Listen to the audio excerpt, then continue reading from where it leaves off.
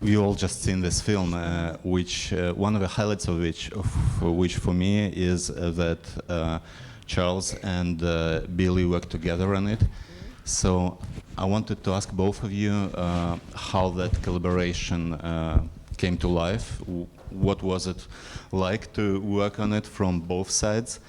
And by extension, I want to ask Julie and, well, Ben when he comes back, as well, collaborative nature of is what LA Rebellion is famous for, and how do you think what created this collaborative atmosphere, which is unique in the sense that it did not lead, it seems, to anyone sacrificing their personal visions, the personal artistic approaches to cinema.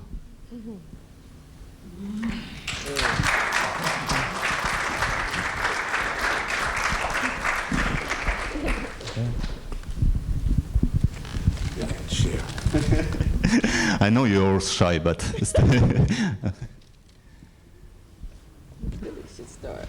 yeah. So Billy, how was it to work with Charles? And Charles, how was it to work with Billy? How did you collaborate on the film? They don't want to talk about that. No, I have one, thank you. Bad memories.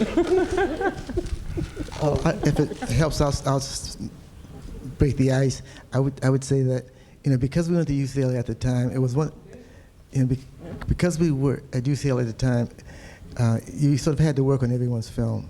It was a given. It was a philosophy of the department, and so we ended up, all of us, particularly people of color, we all sort of like, worked together and worked in each other's scripts to a large extent, or did sound, camera, or something like that. So it was a collaborative experience in every sense of the word, and so it was a lot of fun working with people that you sort of came to the department with, and we were all trying to find a voice to talk about what was the black experience. And so we all got together in the evenings and things like that, and just spent long hours just trying to figure out what we should be talking about, what the films we should be making.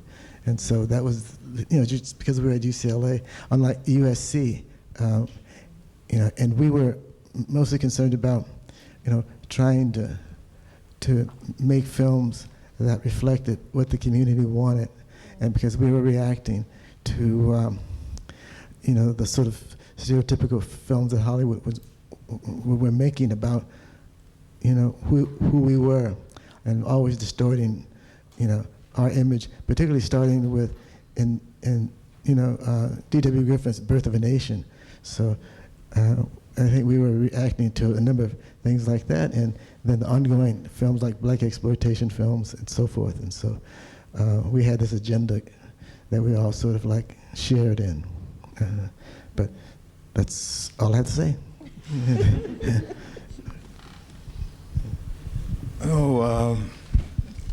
Thank you for being here, for coming. Muito obrigado todos. What was it like? Okay, at the time, what happened is the people who were in the school before,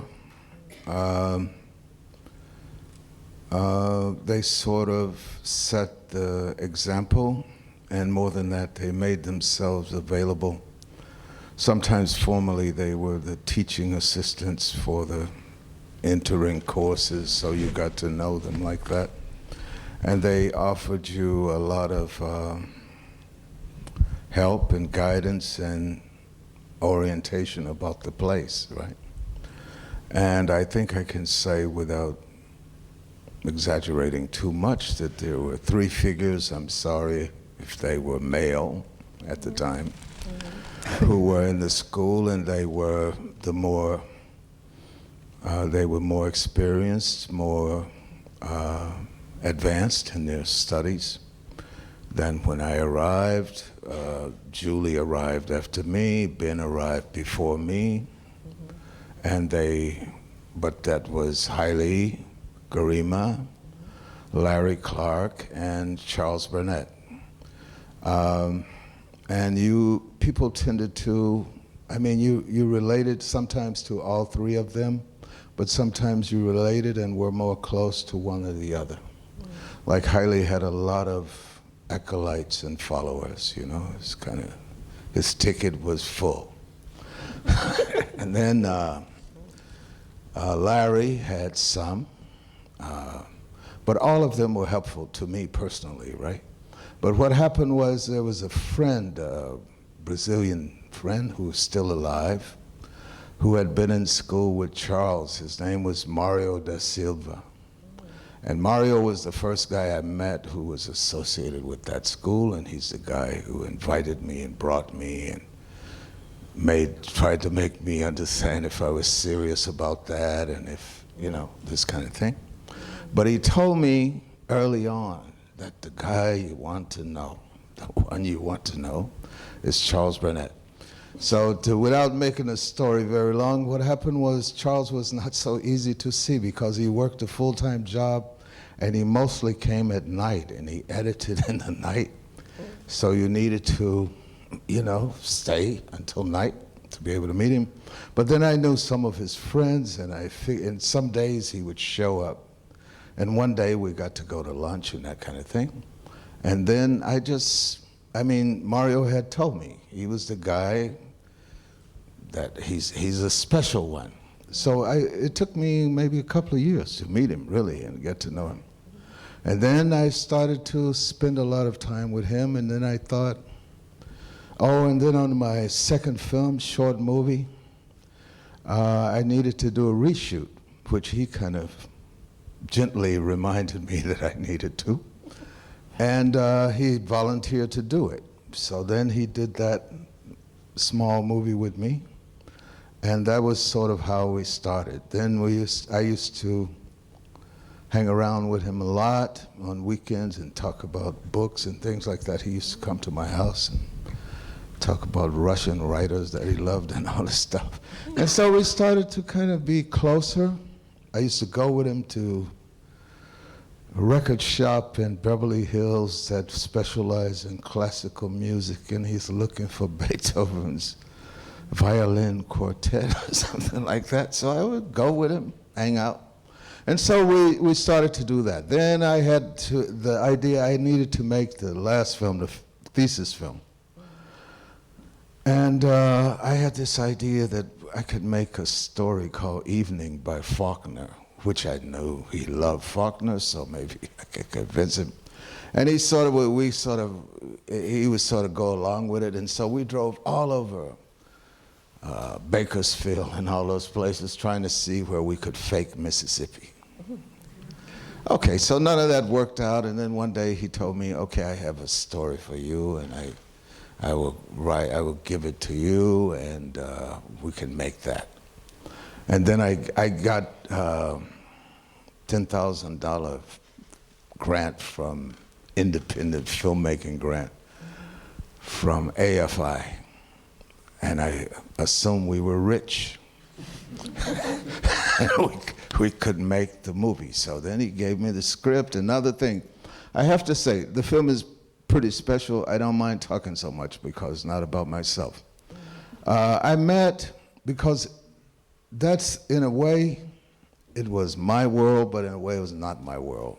It was a world that I maybe tended to be partisan about, and I sort of idealize, and I want to be close to these people. But in fact, I mean, except for some relatives and other friends and that kind of thing, it was not my scene.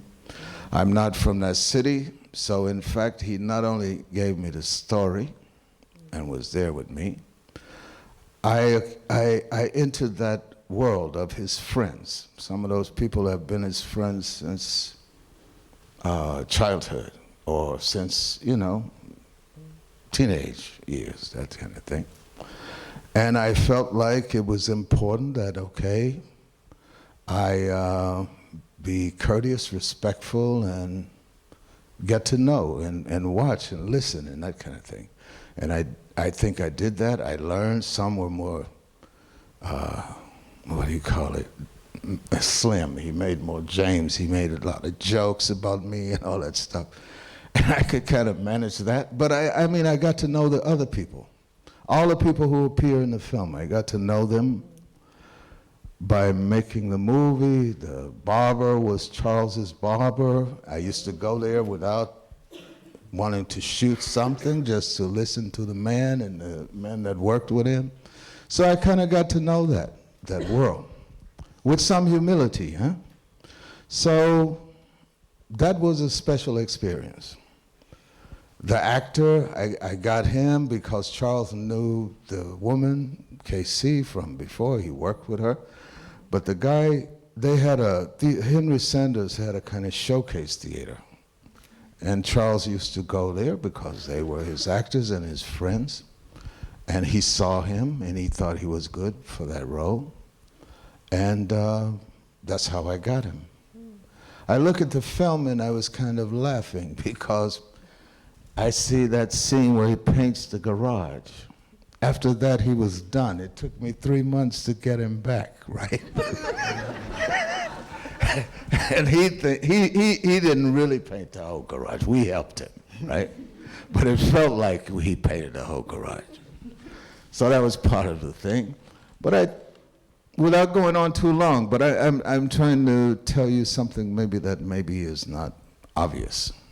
So it was also the story, how to understand it, how to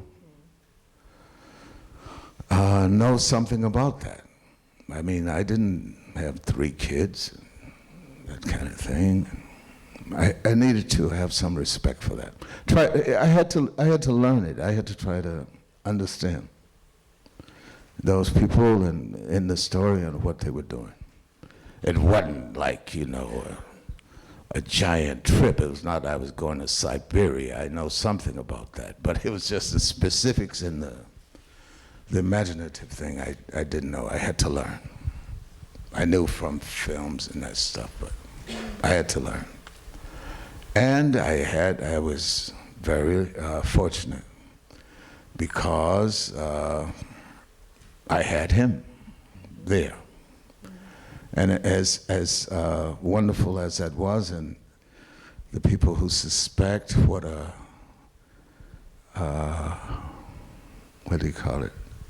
advantage it was. It was also nerve-wracking because everything, I want to know what he thinks. It's his thing. Am I messing it up? Would he do it differently? And he wouldn't tell me. I think I need to say less because even when I'm quiet, he said, I can influence things. So I don't say nothing, except when he says something directly helpful. But I had an advantage. Clearly, I had an advantage.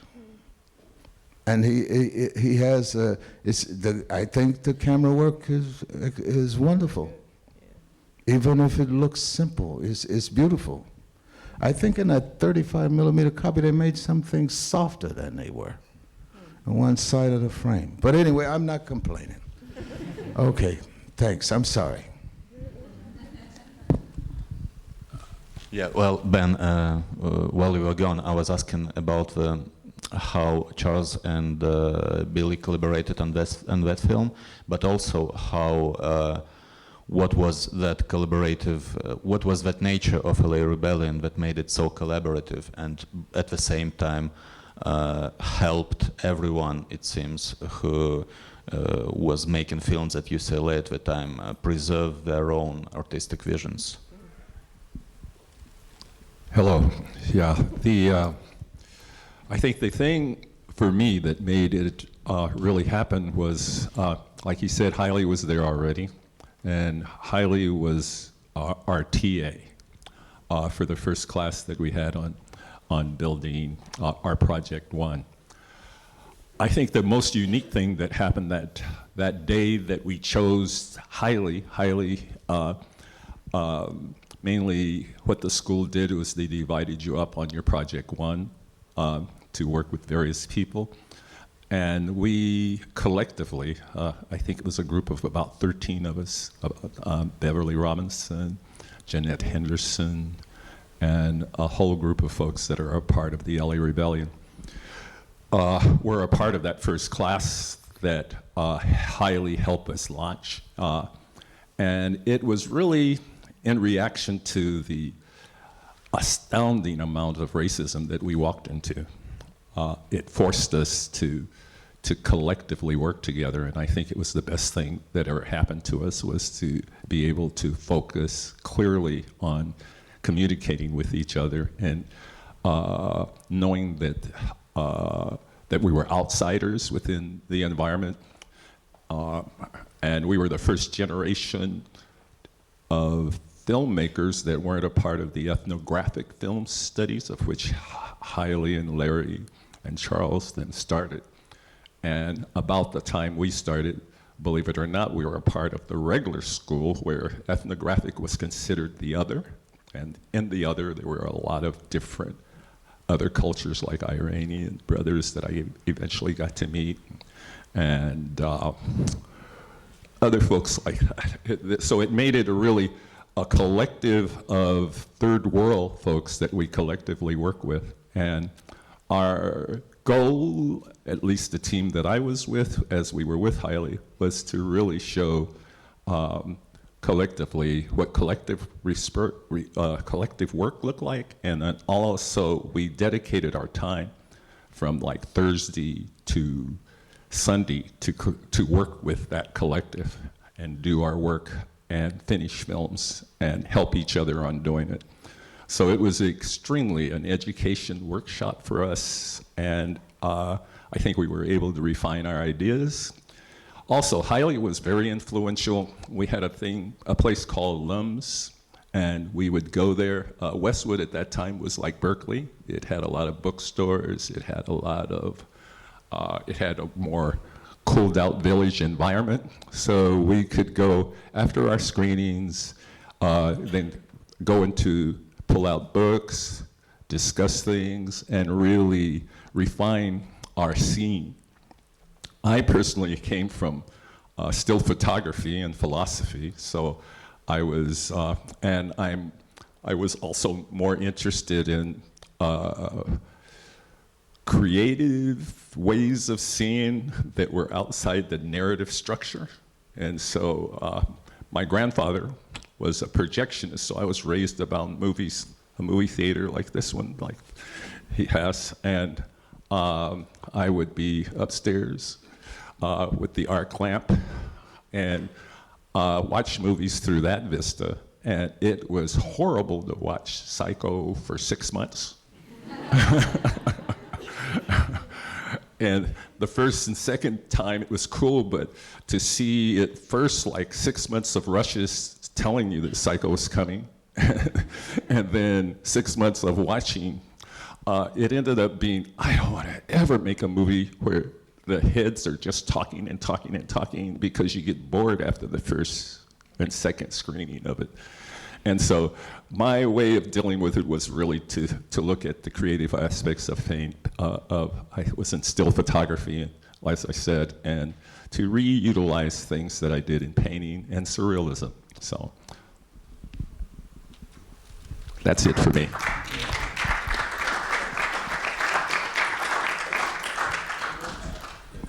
Oh, I'm up. If you want to say something. Yeah, I do want to say something. So I came in from New York. I was in undergraduate school at CCNY. I was a film major.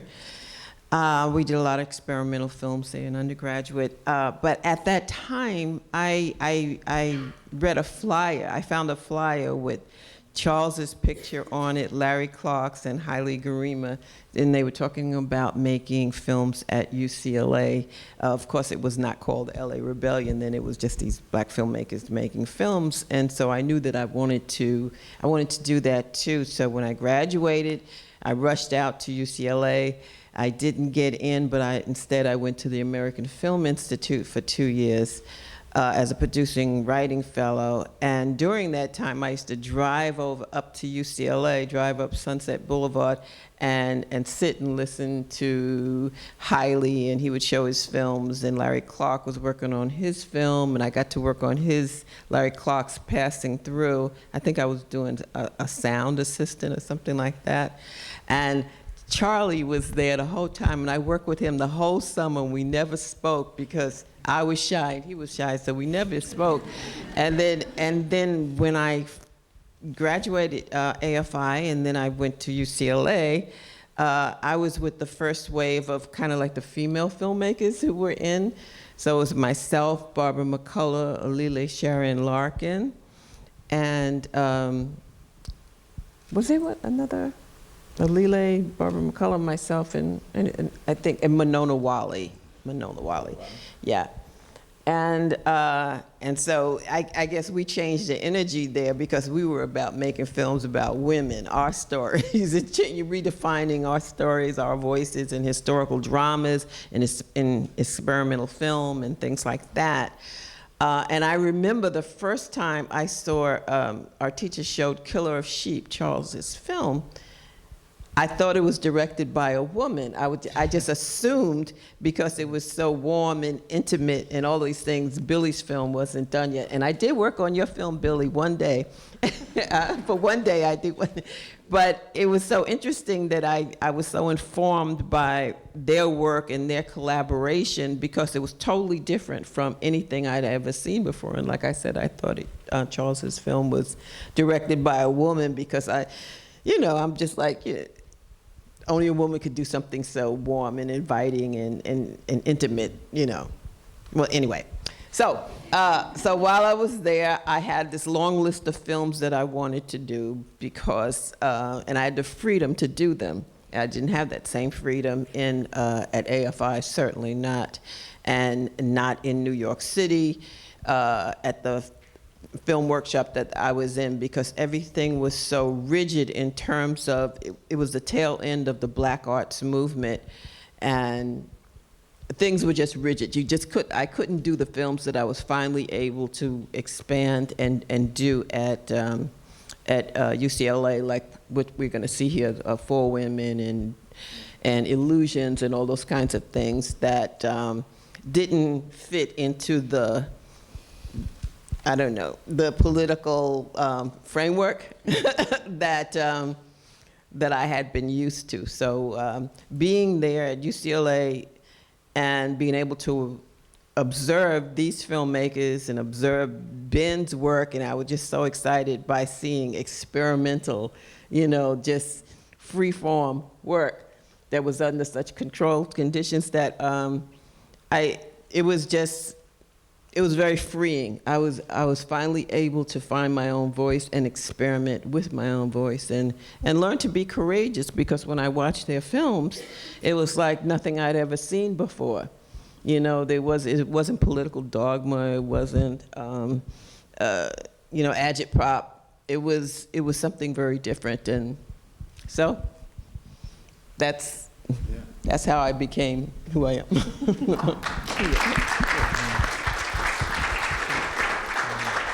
And how I wanted to ask four of you, sorry.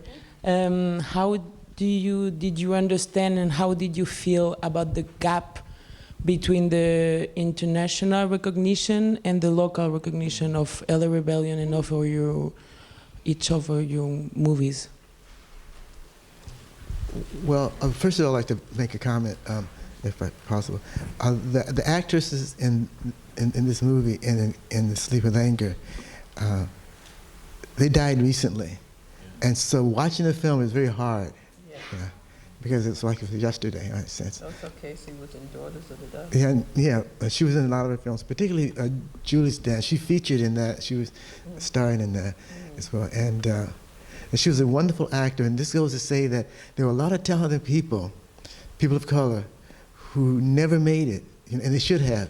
And because when you call in casting, when you call people in to read for a part, you find them exceptional. And you always ask the dumb question, why aren't you making more films like this?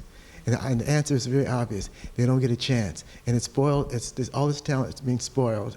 And you wish, even now, that everyone always says, well, where is Casey Moore? And she should be doing this and that. And the fact of the matter is there were so many wonderful stars and people who missed their opportunity, not because of the lack of talent, but because of the sort of system that they were in. and you know, so you want to, you know, give them a shout out saying, you know, you should have learned about these people, but it wasn't that they didn't do it, but it was a company, and it was a Hollywood studio system, you know, because if it didn't play well in the South, then it wasn't going to be playing. Hollywood wasn't going to make it, you know. So they had to compromise and make these really awful films and stereotypical films that really forced us into becoming who we are in a certain way, wanting to make the films that speak to people of color. And when a person that we shouldn't neglect is a person by the name of L.S.L. Taylor, who brought third world cinema to UCLA and gave us a sort of a framework in how to, you know, what the subject matter and how it should be done. You know, so we had an advantage. Plus, we had all the other political things that were going on at the time, like the Panthers, the Civil Rights Movement, and things like that, which sort of said that you should be, you know, doing this for your people and that sort of thing. So I just wanted to bring that out, if that makes any. Okay.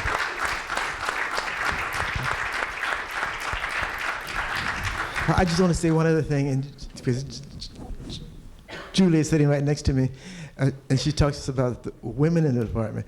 But Julie was the first one that had a fax machine, a computer, and all those things, you know. And she was far ahead of all of us, you know. And the school was such where, and like in most places, they had this sort of gender discrimination, you know. And they didn't want women to have the equipment because it was competitive, you know. You had to reserve it, and so the males always had an advantage, you know. And so I like to give her a clap out now. Well, actually, I think that's part of the thing that got me into filmmaking. Was it was a challenge when, you know, we were at the film workshop in Harlem, and, you know, the guys would say, I bet you can't load this Bolex camera. And it was like, oh, really? And so it was always a challenge, who could be the best editor, who could be the best cinematographer. I was never that. But but I was always drawn to equipment and the challenge of being better than the guys.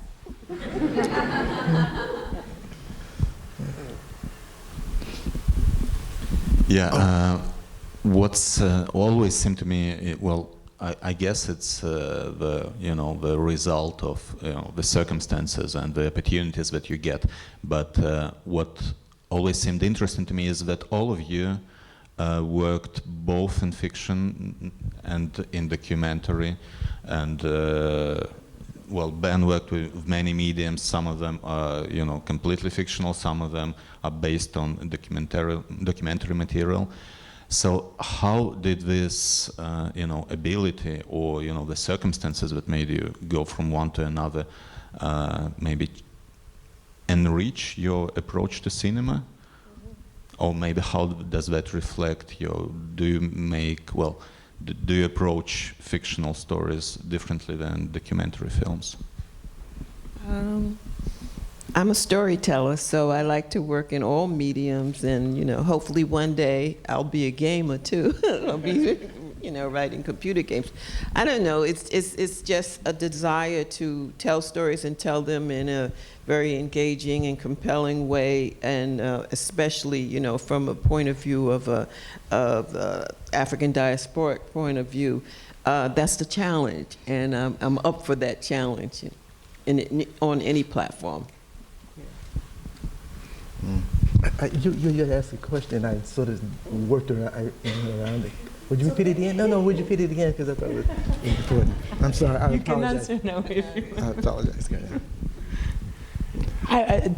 Yeah, I personally, the way I started dealing with my work was with challenges. For instance, my project one, I really wanted to see if I could edit it in the camera. And so I went about the process of seeing what that would look like.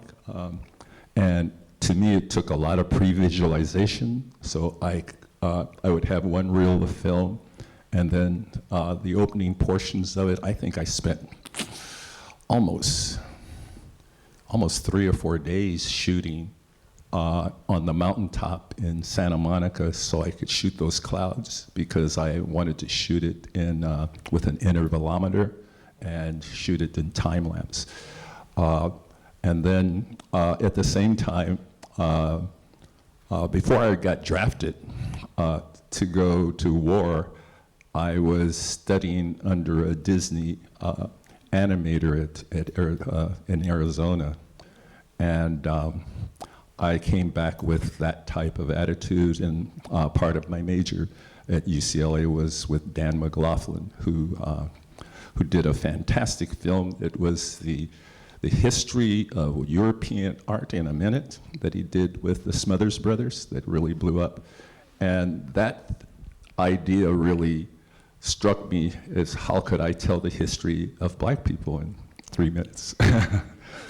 And so that that's what the next section of the film was about. And I hooked up with a poem that Imam Baraka did. It's called Raise the Dead. And then I correlated that as a kind of a ritual chant to conjure and to play around with the idea of ritual. And then my second film, I, it grew out of my military experience because I noticed that people, they grab little 19-year-olds and 18-year-olds and 20-year-olds to go out and fight. And they would name people and call them the other so you could shoot them. And I thought that the main reason that that happened is as a young person, they teach you that this is you and they're other, and you can kill the other. And I say, I, we're both the same. So I wanted to structurally deal with it that way. And then the film itself, it was an exercise to me. And the first portion of the film, I wanted to deal with the idea of the Fibonacci series, the golden section. So I did a lot of work on seeing the numbers and seeing what that would look like. And Larry Clark hooked me up with a optical printer guy, so I could lay it out as an animator on dealing with the series of numbers to see what life numbers would look like while I'm doing transitions with the film. I also shot a lot of it in with an animation stand, some of the first portions, and I also wanted to see if I could tell a story without using words for the first portion of the film. And it was considered to me almost two different films. One was totally without words, just sounds, music, and picture. Again, that grew out of me being bored watching movies. I wanted to see something that could act like that. And then I transitioned it into a dramatic piece so I could exercise that muscle, and then I made it go into a documentary so I could exercise that muscle, and then the blend of all three to tell the end of the story. So it was really an exercise of how to put films together, and I thought I only had one chance because it was just like, Billy, I got an AFI, no, not at that time, I got one for the next film, but I used all of my money that I got for the full ride to go to school, and then I worked myself as a way to pay for my family because I had a wife and daughter. That's it.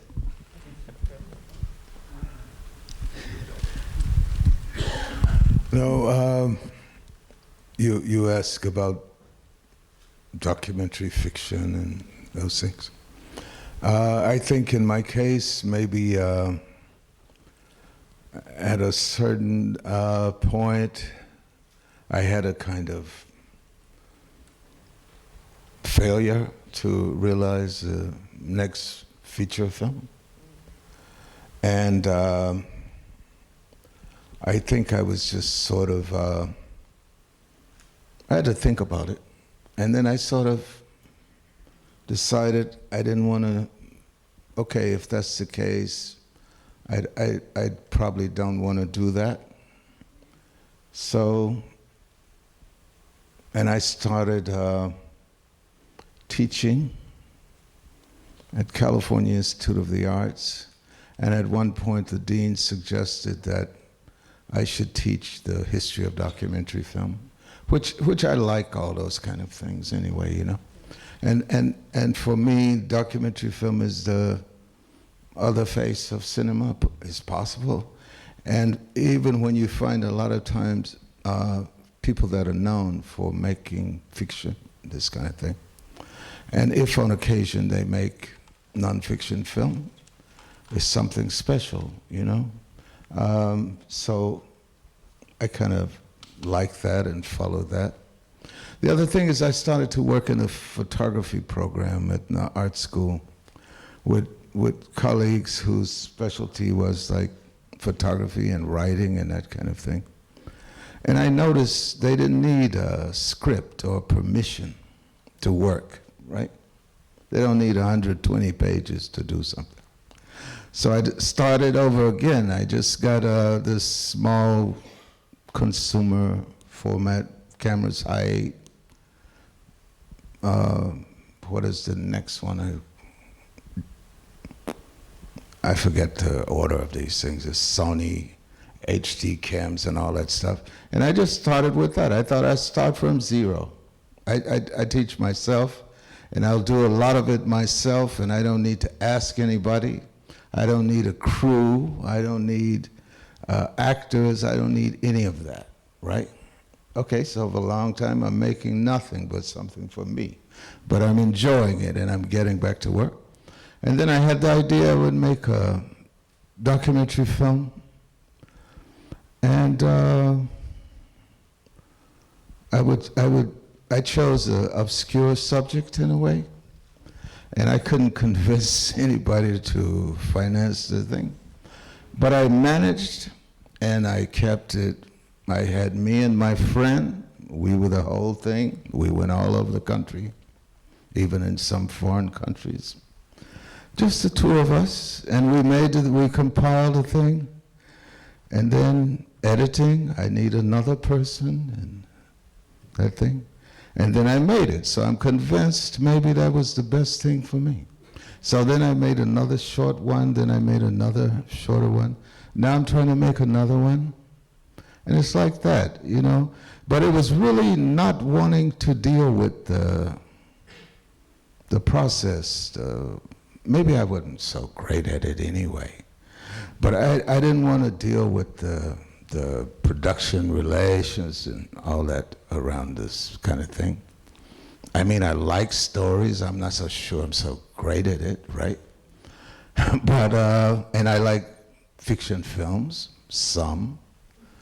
But I like nonfiction films too. And I admire the people who make the film themselves. I like Robert Kramer, I like Chris Marker, but I also like Johan van der Kuyken and Raymond Depardon and those people. I have a lot of admiration for that and a lot of envy, because if I was so gifted as cinematographer, I would never ask these guys nothing. Yeah, I just wanted to say that your documentary film, And If I Die, I Won't Stay Dead, is like, it's an incredible, incredible work, and it's amazing to hear that you basically needed just a couple more people to do it. So just one other cinematographer, he doubled us everything, you know. And hey, his son likes too.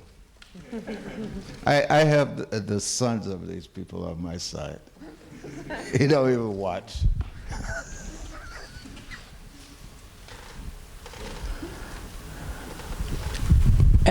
Yeah, so we don't understand each other anymore. Maybe a question about related to the importance of education, as you were, because four of you, I really related with education. For example, Ben, that you also, by your experience with the Chaos Networks and your project that you start working afterward in Los Angeles, I wanted to, maybe you could talk about the relation and the importance, well, the relation between education and art also, and cinema, like how this could be a medium that could be served for this purpose, and how do you, because it also, education also is a theme on some of the movie, but I think it's present in all the in all the LA Rebellions movie, and it's always there, even if it's not explicit. Yeah, let's see, as soon as we graduated, I started touring with our film, and then when I stopped by Howard, it was right after, well, let me just rewind a little bit, because Brockman Gallery was the real impetus for me staying in the neighborhood that I'm in presently, because it's a artist community that you cannot believe. It's like the thing that I started doing, actually Charles and I, when I came back from Howard, I set up a place, the place that I'm in now, and I wrote a grant as an artist in the community, and they paid me 20 hours a week to work on my films, and then 20 hours a week to pass my skills on to the youth that were in the community. And so I didn't know that much about hip-hop at the time. I'd gone to Studio 54 in New York, and then I also went to school again and got an ethnographic degree, so it kind of focused my mind into trying to figure out how we got into the particular predicament as artists in the United States. So it made me kind of drill down on music. I thought it was the best fingerprint, the thumbprint, the best imprint that our culture made on telling our feelings and stuff. So I tried it with ethnographically. I started studying blues, and not studying it, but really communicating with people like B.B. King, Memphis Slim, Willie Dixon, all of those guys. I would grab the camera while I was teaching at Howard, and my students, we would go and talk to those guys and find out the essence of their work. Billy Eckstein Band, Grady Tate. I was just a whole wonderful group of musicians and people that I was able to communicate with, because I saw our story was in that music. It told about our struggles and the ways and more ways of living in the United States. So when I came back to Los Angeles, I wrote I saw working with the Watts Towers, and I also worked with Brockman Gallery as a artisan community person, like I said, with that grant.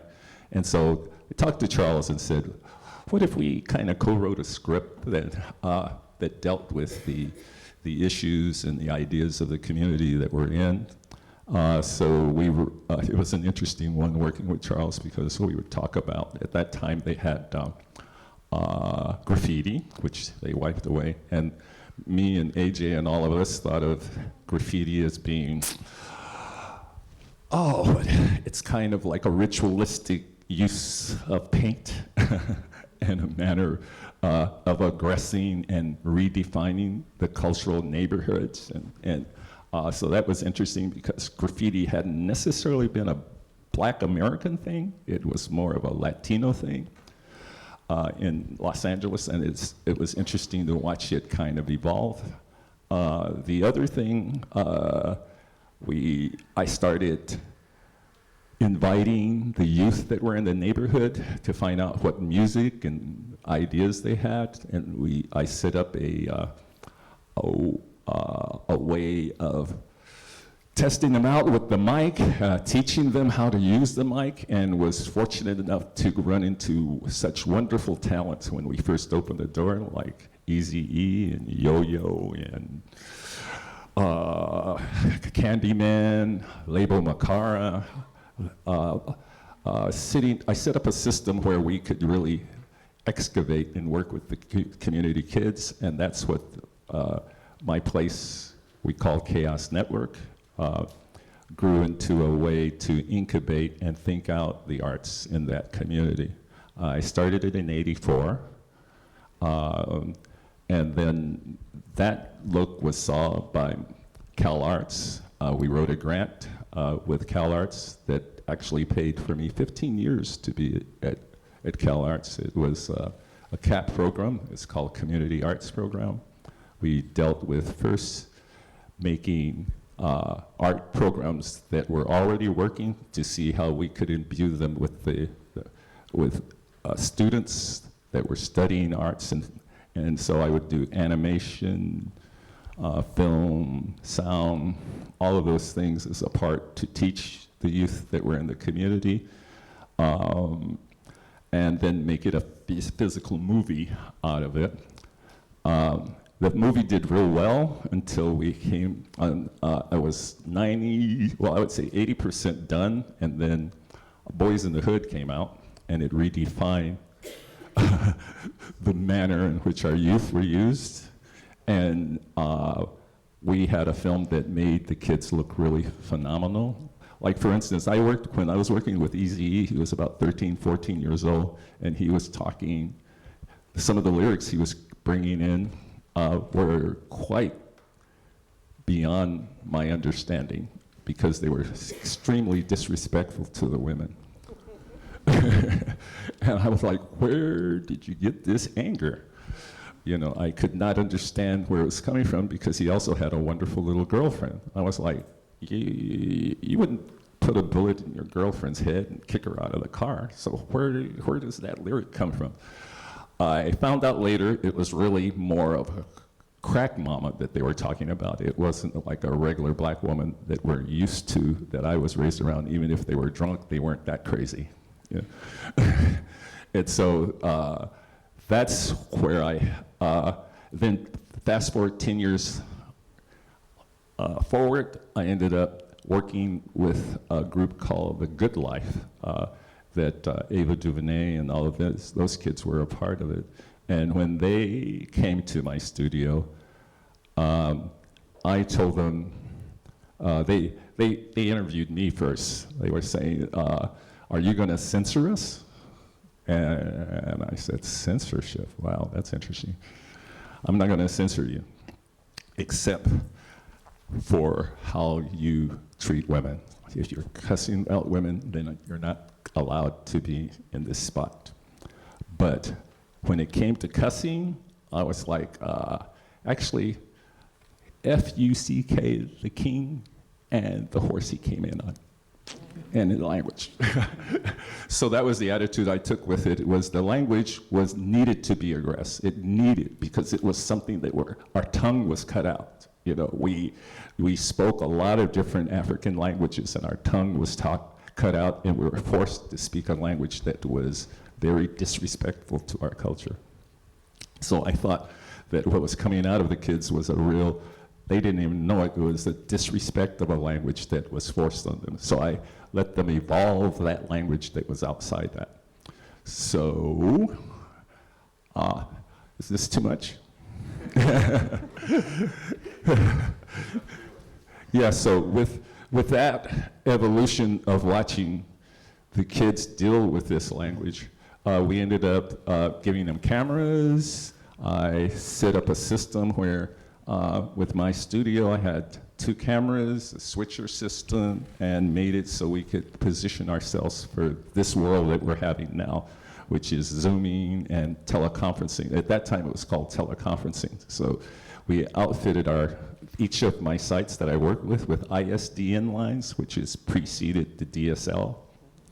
And we were able, through about 8 lines, carry 24 frames a second images in real time. And that was like, wow, you could do that over the phone.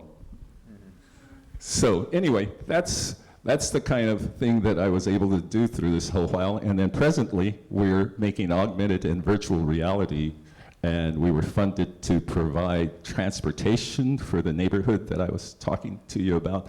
And within those vehicles, we've been able to start working out for these next 4 years a way to engage it where we can do augmented virtual reality and also learn to build these vehicles from scratch. So that's what my new journey is to really see if we can put together a template of these. The one thing I'll say real quick is that in researching television, for instance, television evolved and got strong because of a cabinet maker. television didn't have a place to be somebody until someone thought, let's get a cabinet maker because they're already in the house. And then researching that, they had science around it to make sure that the radiation didn't affect the community. So I thought for this new VR, we might need a cabinet, and the cabinet is this new autonomous vehicles. So that's my new. So these next 4 or 5 years, we're come to Los Angeles, and we'll have our vehicle. We already been doing 2 years of testing it. I have them moving around right now. We were able to get food to about 1,500 people. We were able to people who were shut in. A lot of work we were able to do these last 2 years on evolving the program, of really seeing how we can unite media with the real needs of people.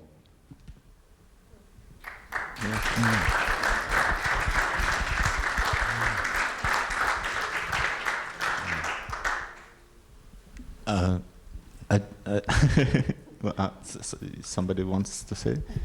Yeah. Well, think I Charles. would just like to add that one of the things I'm concerned about is the fact that when we were making films, we had a notion of what existed before. Like W.E.B. Du Bois, wrote about Reconstruction, and where it was totally distorted, by our lack of not being able to participate in the telling of this story. And the way things are going now, where people like Alice Walker and people who have stories about black people, they're going to be censored, and that's what this administration is doing. I hate to bring up politics, but that's the case. Trump and his right-wing people are trying to rewrite history and leave us out. So if we filmmakers don't address that and say this is our responsibility to keep what we did in the past relevant. I mean, when we were coming up, you had the Panthers, and we mentioned the Panthers, Martin Luther King, but there were these sources. We can go to the library. Now they're trying to take that away. There won't be any stories about other people in this country, and that country over there, unless filmmakers are people who take responsibility to do something.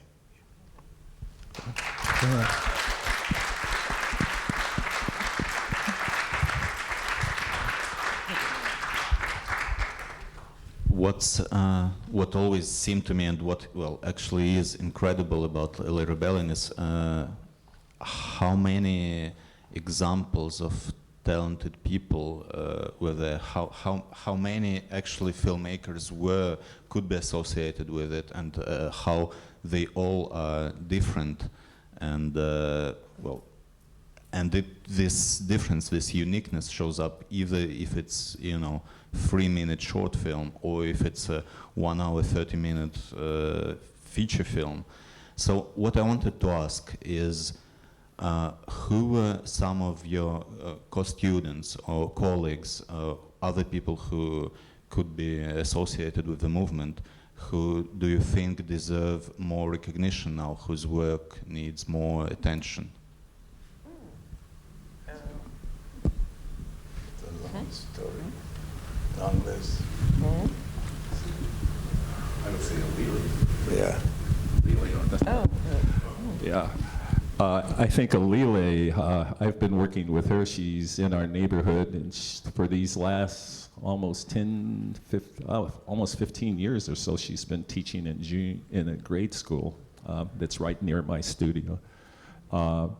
And she has wonderful films that are about, like, the kitchen, which is about hair in a way that you can't believe it, where they use the hot comb.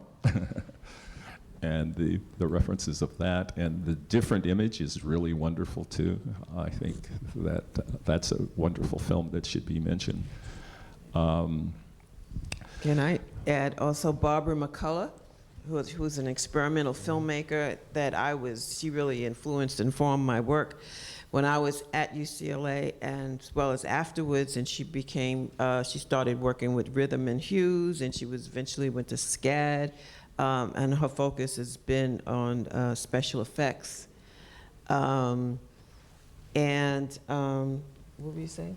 She's in the program. She was in the program, In the yes. program. She was in the program at UCLA. Also, Barbara and I, in 1981, we took a bunch of LA Rebellion films to the Cannes Film Festival, and we put on a show in the market because we wanted to show, our goal was to take the films out of the community into the larger world. And as a result of that, and you know, wonderful things happened, and we eventually had attended festivals in Nantes and in the British Film Institute and Amiens, and we went back to Cannes as well. So our goal when we were there was just to show not just locally, but the world of our ideas, our aspirations, and what we could do, and it has worked in many ways. For instance, I was able to, after UCLA, to go on to direct like 5 different movies for television. I worked on the episodic shows, episodic television shows, and limited series, and things like that. And of course, I worked with Ava DuVernay on Queen Sugar, and because of her outreach to women directors, 42 different directors who worked on Queen Sugar are now all in the Directors Guild, and we went from the Directors Guild and became members of the Academy. So there are a lot of women filmmakers out there now, and and that's a good thing. Thank you for your presence and for these amazing movies, and thank you also Inez and Dennis for bringing us this retrospective. I have 2 questions to Billy. The first one is, how did you come up with the idea of to do the sequence plan of the arguing between the couple, and how many takes did you took to shoot that sequence?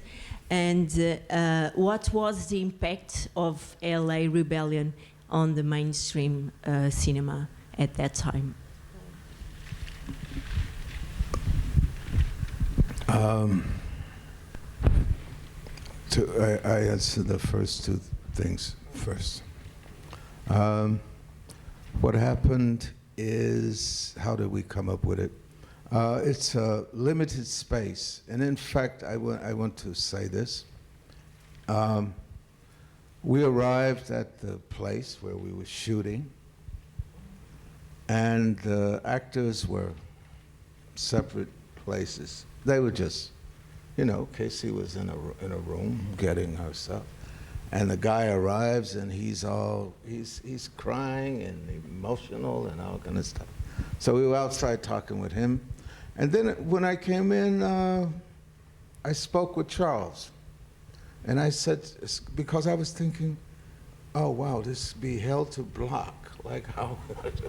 So Charles said, no, we take out the table and the chairs and we work in there. And then you worry about the other thing later. But first thing we do, we try it that way. And I say this, I shouldn't say this in this place because it's not related, but in the United States, I'm going to tell the truth about this. Okay, so what we decided is we would do it that way. We would try it that way. The first take, what happened, which is actually true to a kind of reality, because she has a kind of a strong moral position. He knows that what she's saying is basically true. The way you try to limit that, because it's powerful, the way she comes at him, is you grab her. Well, the thing is, you can't grab her because then that stops the exchange. So then we got him out. Remember, we said, no, you can't grab her. After 2 minutes, we stopped. And this is contrary to what is believed by some, but this is what happened. We didn't plan to do that with the intention of making a groovy scene. We were seeing if we could make something. So we didn't do it thinking that he would grab her. As soon as he grabbed her, we stopped. The second take complete, just cutting off the light flash at the end in the beginning, it's the whole thing. 9 minutes something. Second take, nothing from nowhere else. And it comes from the three of them. The language, the dialogue is all theirs because he didn't write that. He wrote a page of description of where they were in the story, what she knows, what he thinks that, but not a line of dialogue. They created the whole thing. They created the movement of the three. Huh? And the only thing I did was make sure he doesn't grab her. Another thing was tell him to go out. When she sits down and he's there, go out. That's all I told him. And that was it. Then we tried to do another one to make close up. It was ridiculous. They had nothing left. So it's useless. Some people don't think I should have used the whole thing, but hey, you made it, so I use it. But that's what happened with that. And the third thing, I think, did you say what impact did it have on the film industry? Yeah. It didn't have a lot of effect on the film industry at all. Okay, but what happened? They were aware. Some people were aware that these films and these filmmakers exist. Not talking personally, huh? That they exist, that they made films.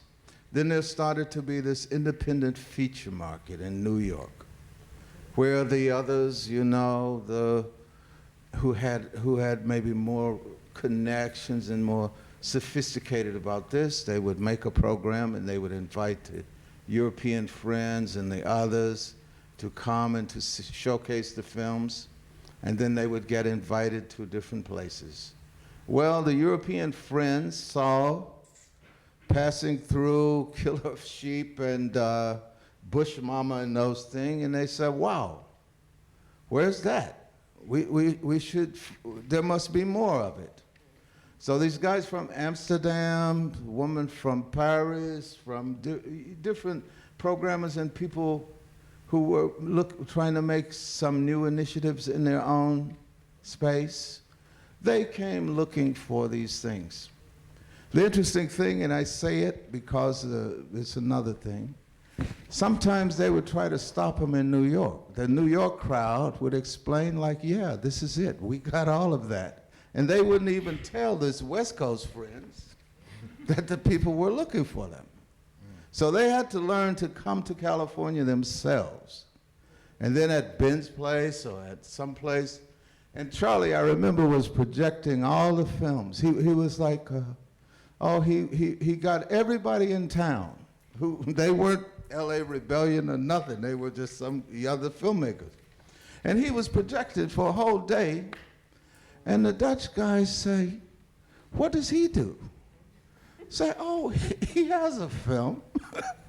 And when they show his film, now oh, wow, how did we miss that? Because he was putting all these this 15 minutes, 13 minutes and all these things, and they didn't know he made films. And then, okay, so that's what happened. And then I'm not going to go on this mysticism about jazz and Europeans dig jazz and all that stuff. But the thing is, in fact, there was some creative space. There was some space in this continent, in some places, because of their own interest and tradition. And they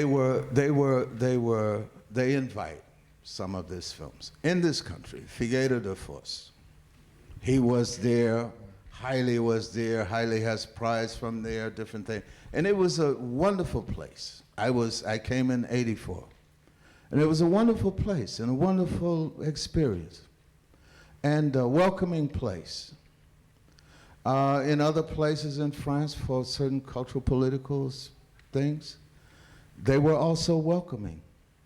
And the and in fact, the big ladies of the foundation would go to the people they were funding and say, do you know this persons? Do you know this movie?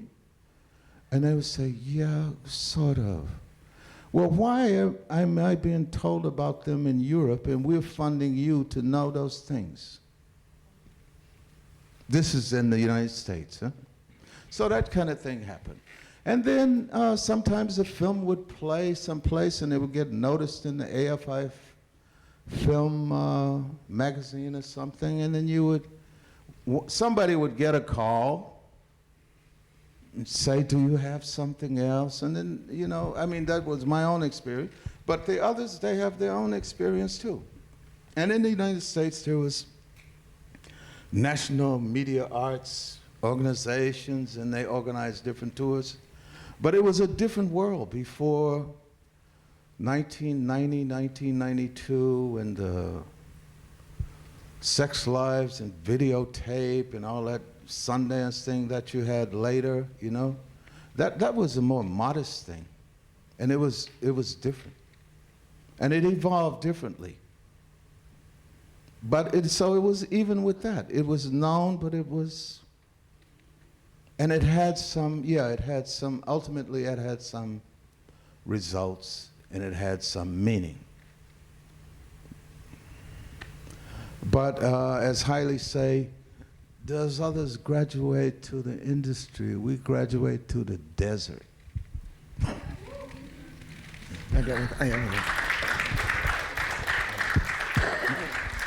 I also want to add that just before Billy and all the folks came, we had that first group of Hailey's group.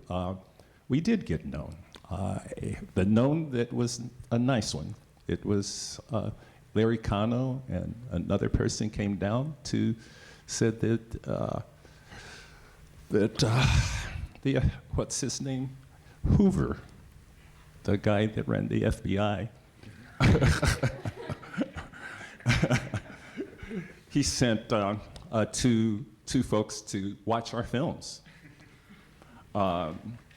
because so I think we were being watched whether the next generation knew it or not because they came and met us straight face to face and told us that you're being watched because these films are very good, and these were our project ones.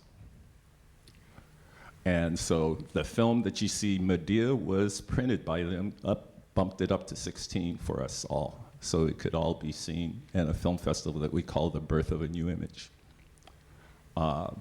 So from then on, that's been the process. I think if you really look at, even when I went to the piece that with Catherine when we were in Paris for the first time, we were ghosts then, because we were ghosts and watched, and so much so that I had some friends that worked in Hollywood that said, because just before we did that, we had Brockman Gallery, we had a massive film festival that dealt with the 4 continents, and we showed Native American films, Asian films, Black films, and made it a part of our overall screening process. So, and the people that I knew in Hollywood knew our work, but they didn't, they were just watching us and ghosting us, but not necessarily helping us.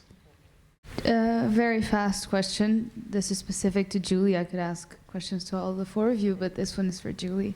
Because you were talking about how you wanted to see stories of women and women being represented, and so about the way that you view the world and how you live the world. And in fact, your films influenced Black womanhood, and you can see that in after, like, I mean, Beyonce in Lemonade was referring to you, and it just makes me wonder, how does it feel looking back at everything that you built, and how do you think the future, and I'm eager to play the video game you're going to be doing in a few years, how does it make you feel that you were able to do that, and how do you want to keep on doing that? Okay, It makes me feel good, but I feel very much like I'm part of a continuum. And so I'm just part of the herd going forward because it was time and there were women filmmakers before me, but most of them didn't get the attention that I was able to get. But that doesn't mean that their films weren't wonderful and that their films did not inspire me as well. So I feel like I'm part of movement forward, and it feels good to be on that team.